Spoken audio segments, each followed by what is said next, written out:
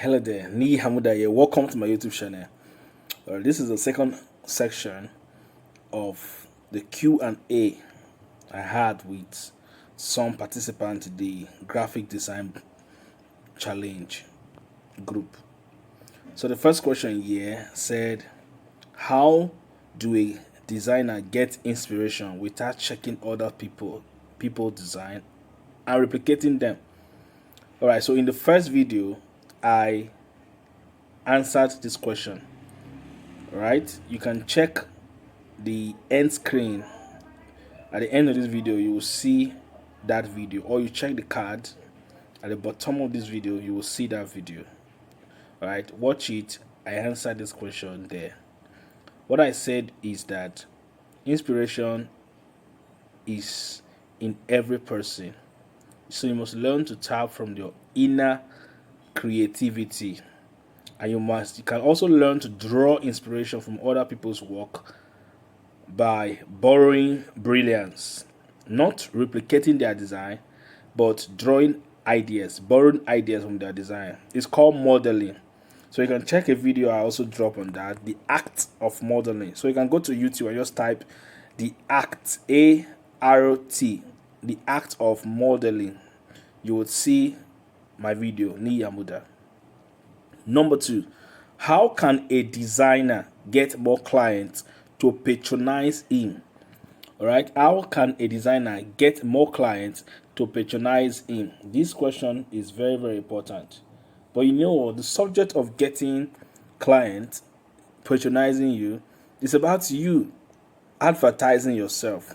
It's about you promoting yourself. It's about you putting yourself out there. People will not find you to patronize you if you don't put yourself out there. So there are a lot of people who they are good, but they are ashamed of selling. Designers must learn how to sell themselves. Okay, you must learn how to put yourself out there. You must learn how to promote yourself, because graphic design is a very, very valuable skill, and there is no company, there is no brand that don't need your service. It depends on how you are able to position yourself. That's the word. So if you want to get clients to patronize you, you must learn how to position yourself. Right? If you learn how to position yourself very well, they are going to see you. You must learn how to make use of social media. All right? You must learn how to make use of social media, Facebook, Instagram, TikTok, and every other place that your people are. You must learn how to utilize social media. Post your work, show your work. Austin, the writer of Still Like an Artist, he wrote a book, says show your work. So learn to show your work. Learn to show what you do to the public. Keep doing it. People will patronize you. Okay? Sometimes you can actually send messages, code DM to companies that you think they need your service, and pitch them. Tell them that this is what you can offer. Right? Give them your rate card and see what will come out from it. Right? So sometimes you don't wait for them to come. Sometimes you go to them. But one of the best ways to get clients to reach out to you, to patronize you, is to show your work. Go to Instagram, create an account, start posting your work. They go to Pinterest, start posting your work. On Facebook, start posting your work. Take advantage of social media. All right? And promote your work right there. And that is how you begin to get clients. This question is number 3 now. How do you sustain? This person said, how do you sustain a client after telling them your price? The truth is, not every client will be able to work with you. There are some clients that may not meet your standard. There are some clients who want to go below your knockout price. Let's say that you do flyers for 10,000 naira, and let's say your knockout price is 8,000 naira. That is to say, if the client is negotiating with you and they don't have so much, the least you can negotiate with them for pricing is 8,000 naira, and now this client is telling you that he has only 3,000 naira, would you do it? No, that client can go. Are you getting me now? So you cannot sustain a client that does not have the money to do business with you. All right. So to sustain a client is value proposition. Show them the value they're going to receive from the service that you're going to render to them. Right? People perceive you before they pay you. So sometimes the reason why they are arguing your price because they don't feel that you deserve that kind of amount. So position yourself as a brand that is worth to be paid, the kind of amount you want to be paid.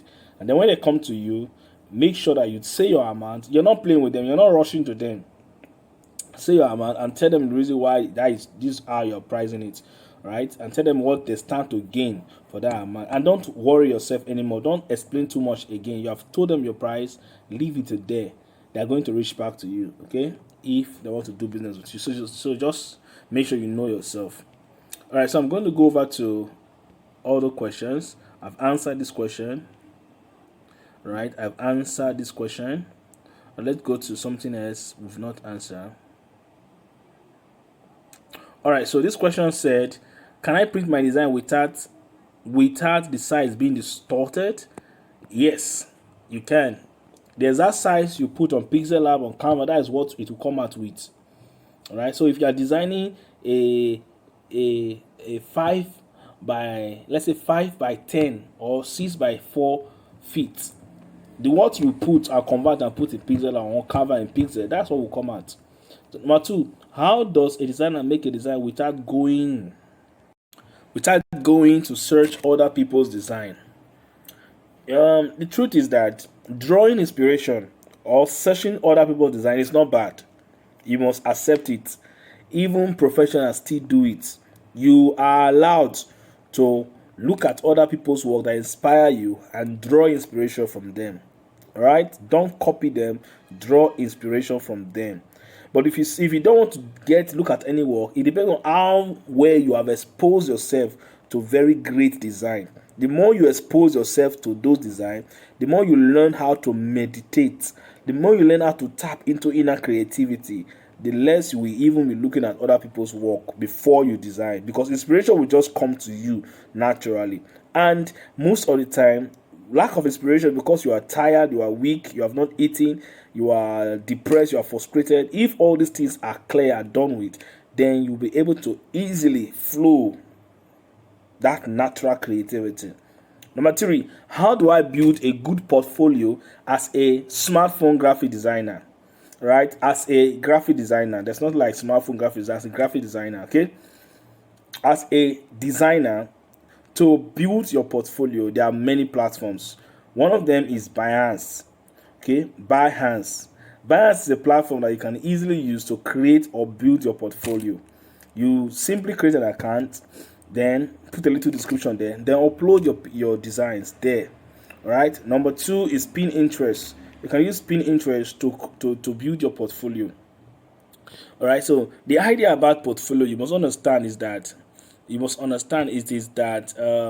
your clients, they want to let's go to Pinterest first. Your client, they want to see your work. People want to see your work. People want to see what you've done. All right. So this is Pinterest.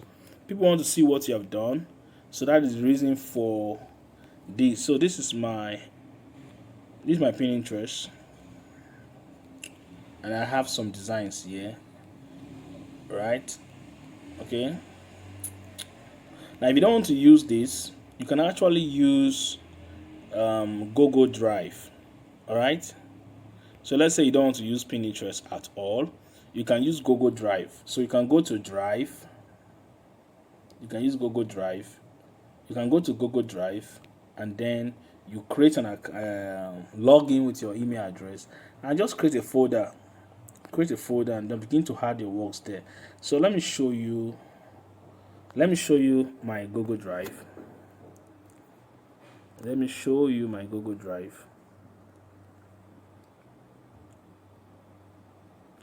All right. So this is Google Drive.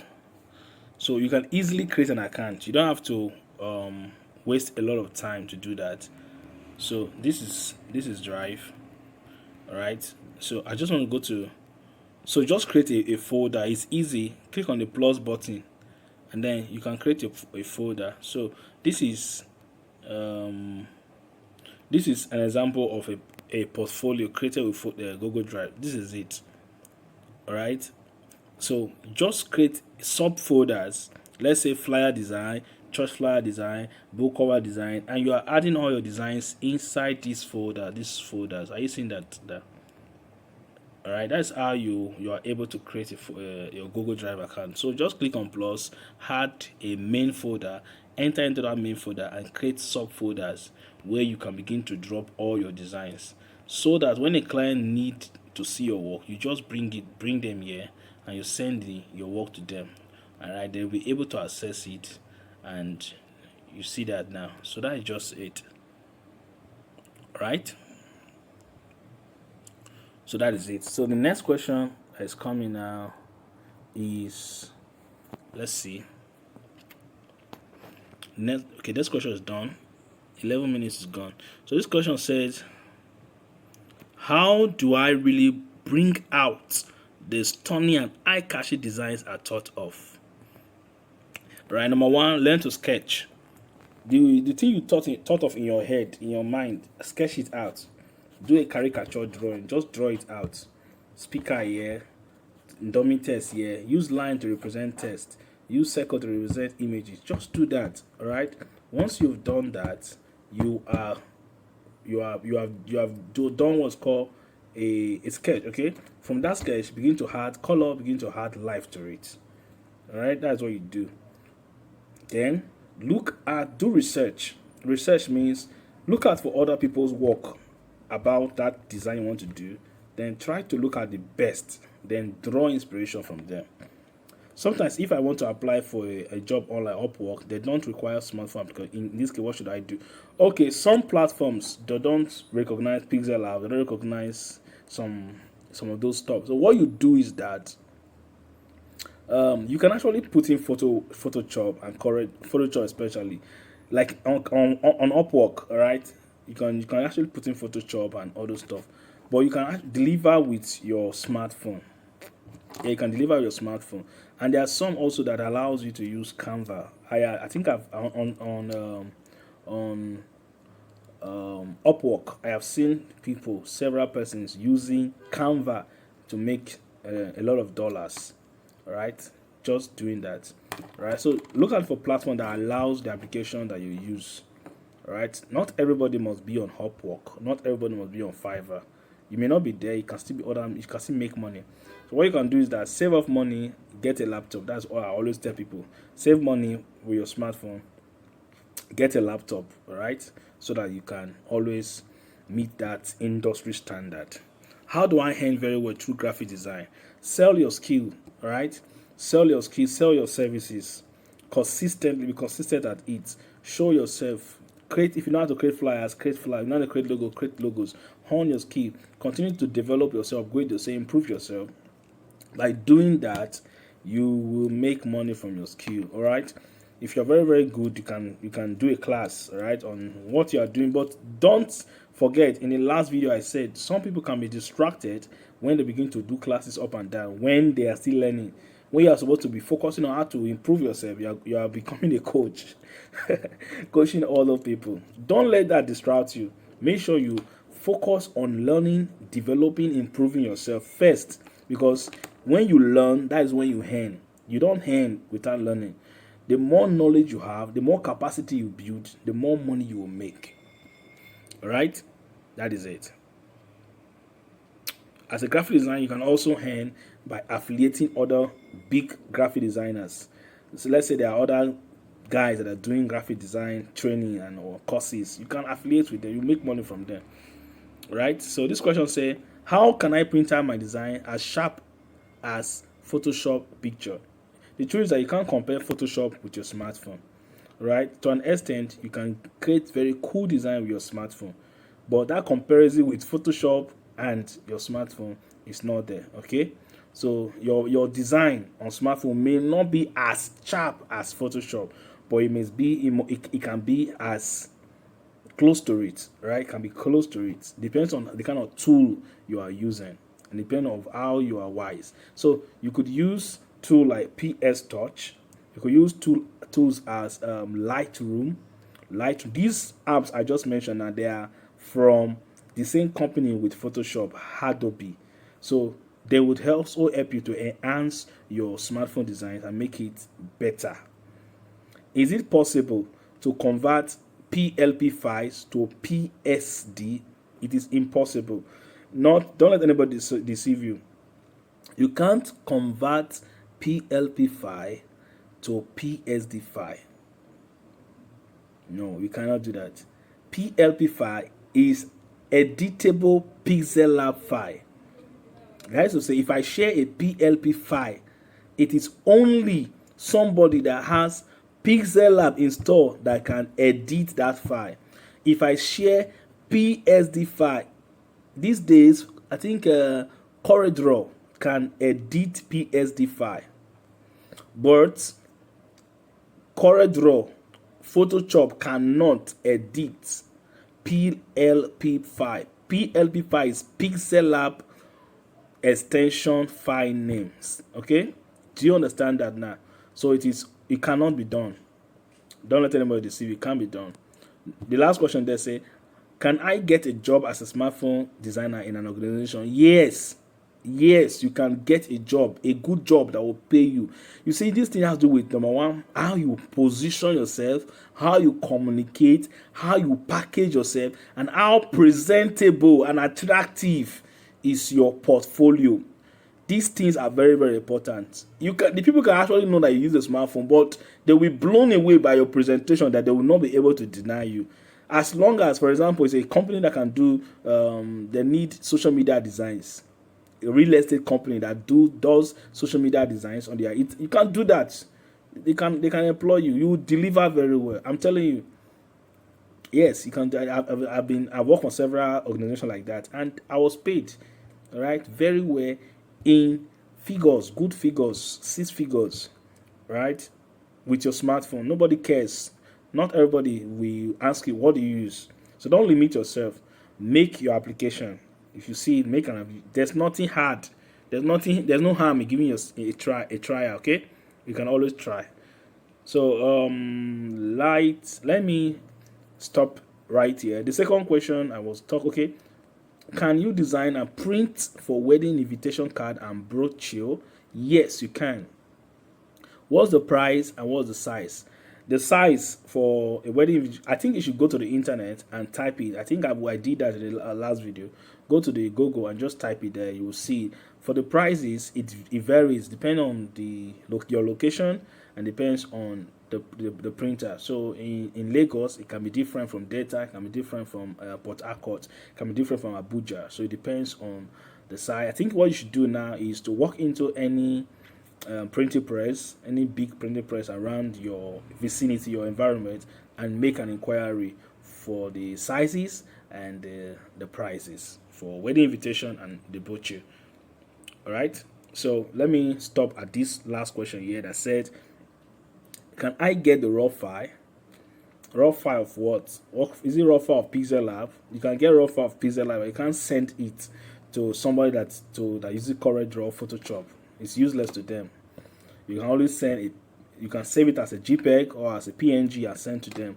Can you design something for me at 2K? I can never design for you at 5K. All right. So it depends on where you are, your level. At the time I was designing for 500.